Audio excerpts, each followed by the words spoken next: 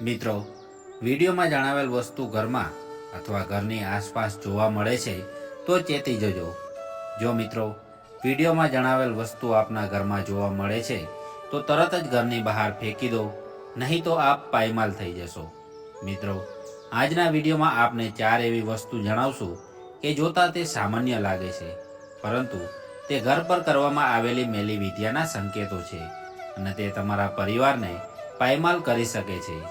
મિત્રો, આજનો વિડીયો પસંદ આવે છે તો વિડીયોને લાઈક અવશ્ય કરજો અને ચેનલ ઉપર નવા છો તો અમારા વિડીયો જોવા માટે ચેનલને સબસ્ક્રાઈબ કરી લેજો અને કોમેન્ટમાં પૂરી શ્રદ્ધા ભાવથી જય શ્રી કૃષ્ણ, હર હર મહાદેવ, જય માં મેલડી લખવાનું ભૂલતા નહીં.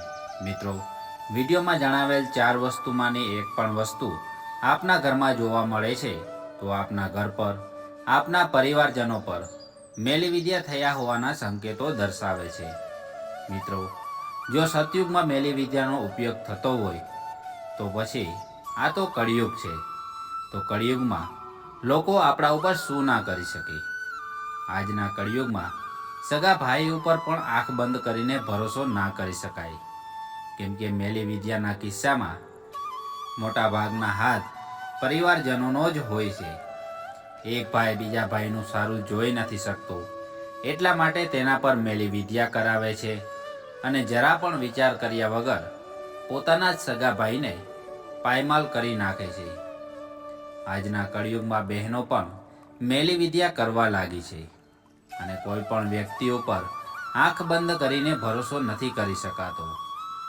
શું ખબર મિત્રો, આપની સાથે રહેતા વ્યક્તિમાંથી જ કોઈ મેલી વિદ્યા જાણતું હોય? મિત્રો, આજના મોબાઈલના યુગમાં ઘણા બધા લોકો મેલી વિદ્યા અને ભૂત પ્રેતમાં માનતા નથી અને તેને અંધશ્રદ્ધામાં ખપાવી દે છે. પરંતુ મિત્રો, તમે ક્યારેક ને ક્યારેક તમારા દાદા અથવા દાદી પાસે ભૂત પ્રેત જોયાની સત્ય વાતો સાંભળેલી હશે અને ઘણા બધા લોકોએ તેનો અનુભવ પણ કરેલો હશે. આપણામાં કહેવત છે ને, દૂધના દાઝેલા છાશ પણ ફૂંકીને પીવે. એ જ રીતે મેલી વિદ્યા અને ભૂત પ્રેત જેમને અનુભવ કર્યો હોય એમને જ ખ્યાલ હોય. મિત્રો, ઘર પર કરવામાં આવેલી મેલી વિદ્યાના 4 સંકેતો જણાવી તે પહેલા આપની સાથે એક સત્ય ઘટના શેર કરશું. મિત્રો, આપને જે વાત જણાવવા જઈ રહ્યા છીએ તે કોઈ કાલ્પનિક વાત નથી, પરંતુ હાલમાં જ થોડા સમય પહેલા બનેલી સત્ય ઘટના છે. એક નાનકડું ગામ છે. ગામની વસ્તી 1500 થી 2000 જેવી છે. ગામની અંદર 8 થી 10 દુકાન છે, પરંતુ એક પણ શાકભાજીની દુકાન નથી. આથી ગામની બહેનોને શાકભાજી લેવા માટે બહારથી આવતા ફેરિયા ઉપર નિર્ભર રહેવું પડતું. દરરોજની જેમ એક શાકભાજીવાળો ફેરિયો શાકભાજી વેચવા માટે આવે છે અને બધી બહેનો શાકભાજી લેવા માટે જાય છે. આ ગામમાં એક પરિવાર રહેતો હતો અને એ પરિવારમાં ખૂબ જ સુંદર દીકરી હતી, જેને જોતા જ દરેકનું મન મોહી લેતી. આમ તો દરરોજ શાકભાજી લેવા માટે તે દીકરીના ઘરના વડીલ જ જતા હતા, પરંતુ આજે કોઈ કારણોસર ઘર પર કોઈ હાજર ન હતું અને શાકભાજી લેવા માટે તે દીકરીને જવું પડે છે. એ દીકરી શાકભાજીવાળા પાસે જાય છે અને શાકભાજી માગે છે. શાકભાજીવાળા ફેરિયાની નજર તે સુંદર દીકરી ઉપર પડે છે અને તે તરત જ તે દીકરી ઉપર મોહી જાય છે. મિત્રો, અમે તમને વિડીયોમાં આગળ જણાવ્યું કે શું ખબર કે તમારી સાથે રહેતા વ્યક્તિ મેલી વિદ્યા જાણતા હોય. એ જ રીતે આ શાકભાજીવાળો વ્યક્તિ મેલી વિદ્યા જાણતો હતો અને કોઈને પણ તેનો ખ્યાલ ન હતો. શાકભાજીવાળો દીકરી પર મોહિત થઈને તેના પર મેલી વિદ્યા કરે છે. ઘણા લોકોને એમ હોય છે કે મેલી વિદ્યા કરવા માટે બંધ રૂમમાં બેસીને તેના માટે તૈયારી કરીને પછી જ બીજા પર મેલી વિદ્યા કરી શકાય છે, પરંતુ હકીકતમાં ખાલી એક મંત્ર બોલીને અથવા તો કોઈ ખાવાની વસ્તુ આપીને કોઈના પર મેલી વિદ્યા કરી શકાય છે. ફૂલ જેવી સુંદર દીકરી શાકભાજી લેતી હતી અને શાકભાજીવાળા ફેરિયાએ જેવી તેના પર મેલી વિદ્યા કરે છે કે અચાનક સારી સ્વસ્થ દીકરી ત્યાં જ પડી જાય છે અને ત્યાં જોનારા કોઈ પણ વ્યક્તિ કંઈ સમજી નથી શકતા. દીકરીના પરિવારજનો દીકરીને લઈને દવાખાને જાય છે. એક દવાખાનેથી બીજા દવાખાને, બીજા દવાખાનેથી ત્રીજા દવાખાને, એમ કરતાં કરતાં અનેક દવાખાના ફરે છે, પરંતુ દીકરીમાં કોઈ જ ફરક નથી પડતો. દવાખાને જઈને રિપોર્ટ કરાવે છે તો રિપોર્ટમાં કશું આવતું નથી અને દીકરી એકદમ સ્વસ્થ જણાય છે, પરંતુ દીકરી કાંઈ બોલી નથી શકતી, નથી ચાલી શકતી કે નથી ખાઈ શકતી. આમને આમ દિવસો વીતતા જાય છે અને દીકરીની તબિયતમાં કોઈ પણ સુધાર આવતો નથી અને દિવસે ને દિવસે તબિયત બગડતી જાય છે અને દીકરીનું જીવન મોતની કગાર ઉપર આવીને ઊભું રહે છે. દીકરીની તબિયતમાં કોઈ પણ પ્રકારનો સુધાર ના આવતા કુટુંબના લોકો દાણા જોવરાવવા માટે કહે છે. મિત્રો, દીકરીના પરિવારજનો મેલી વિદ્યામાં માનતા ન હતા, પરંતુ અનેક દવાખાનાઓ ખેડ્યા બાદ પણ કોઈ સુધાર ન આવતા પરિવારજનો પાસે બીજો કોઈ રસ્તો ન હતો.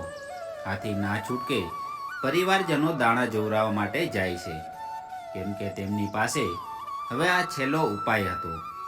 મઢમાં દાણા જોતા મહારાજ પરિવારજનોને સત્ય હકીકત જણાવે છે અને દીકરી પર કરવામાં આવેલી મેલી વિદ્યાની વાત કરે છે અને તેનો ઉકેલ પણ કરી આપે છે. અને જોત જોતામાં એક અઠવાડિયામાં દીકરી પહેલાની જેમ સ્વસ્થ થઈ જાય છે. મિત્રો, આ કોઈ કાલ્પનિક વાત નથી. આ આખા ગામે જોયેલી અને અનુભવેલી સત્ય ઘટના છે. જો તમે મેલી વિદ્યા અને ભૂત પ્રેતમાં માનતા નથી તો એ તમારો અભિપ્રાય છે, પરંતુ મેલી વિદ્યા અને ભૂત પ્રેત જેવું કશું છે જ નહીં એ સાબિત ના કરવું જોઈએ. મિત્રો, તમે ઘણા બધા કરોડપતિ વ્યક્તિઓને જોયા હશે જેમની પાસે અઢળક ધન સંપત્તિ છે, પરંતુ અચાનક તે રોડપતિ બની જાય છે. તેમની પાસે ખાવાના પણ પૈસા નથી વધતા. મિત્રો, આવું શા માટે અને શા કારણથી થયું હશે? તો એનો એક જ જવાબ છે: મેલી વિદ્યા. મિત્રો, આજના સમયમાં કોઈ કોઈનું સારું જોઈને રાજી નથી.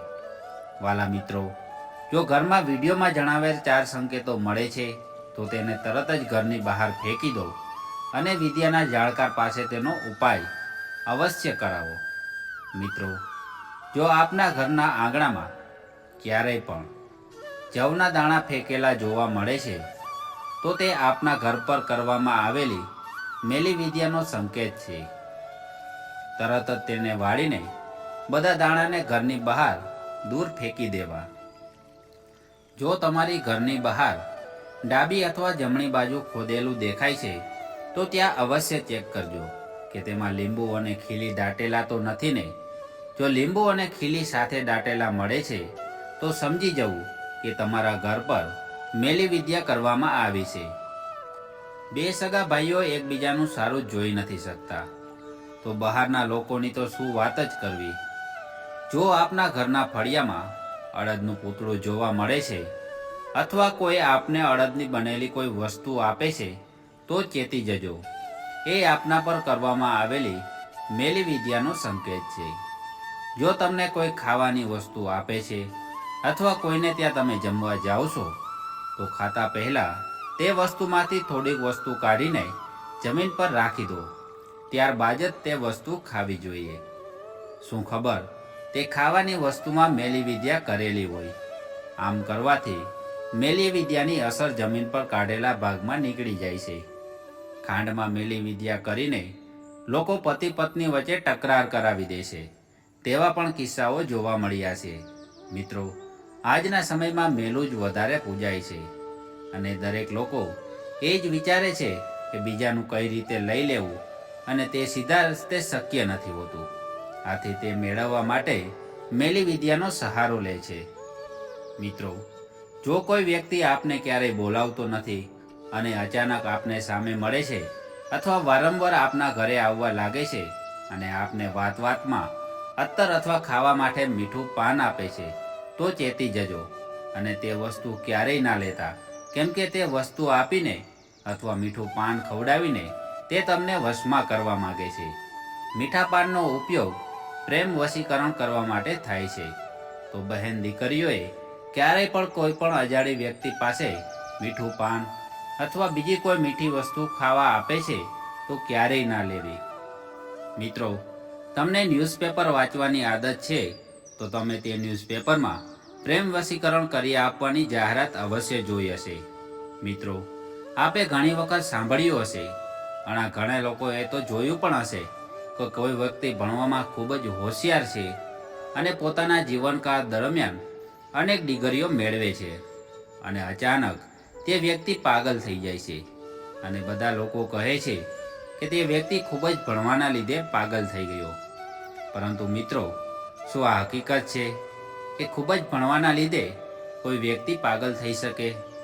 મિત્રો, આ વાત તદ્દન ખોટી છે. ભણવાથી જ્ઞાનમાં વધારો થાય છે, પરંતુ ક્યારેય પણ કોઈ પણ વ્યક્તિ પાગલ નથી થતું. તો પછી તેનું પાગલ થવા પાછળનું કારણ શું હોઈ શકે? તેનો એક જ જવાબ છે, તેના પર કરવામાં આવેલી મેલી વિદ્યા. મિત્રો, વિડીયોમાં જણાવેલ વસ્તુઓ આપના ઘરમાં મળે છે તો ચેતી જજો અને તેનો ઉપાય પણ અવશ્ય કરાવજો, નકર તમને પાયમલ થતાં કોઈ બચાવી નહીં શકે. જો તમે માનો છો તો આ દુનિયામાં આપણી વચ્ચે ભૂત પ્રેત રહેલા છે અને ના માનો તો કશું નથી. મિત્રો, આપના માનવા અથવા ના માનવાથી કશું બદલાતું નથી, પરંતુ મેલી વિદ્યા અને ભૂત પ્રેત આપણા સમાજમાં રહેલા છે અને મેલી વિદ્યા એ આપણા સમાજનું દૂષણ છે. મિત્રો, લોકો જેવું સાંભળે છે અને જેવું જોવે છે એ જ વસ્તુ એના મનમાં ઘર કરી જાય છે. મિત્રો, આજનો વિડીયો ફક્ત આપને જાણકારી આપવા હેતુ માટે બનાવેલ છે. તો નાહકની કોઈ પણ વ્યક્તિ ઉપર શંકા ના કરવી.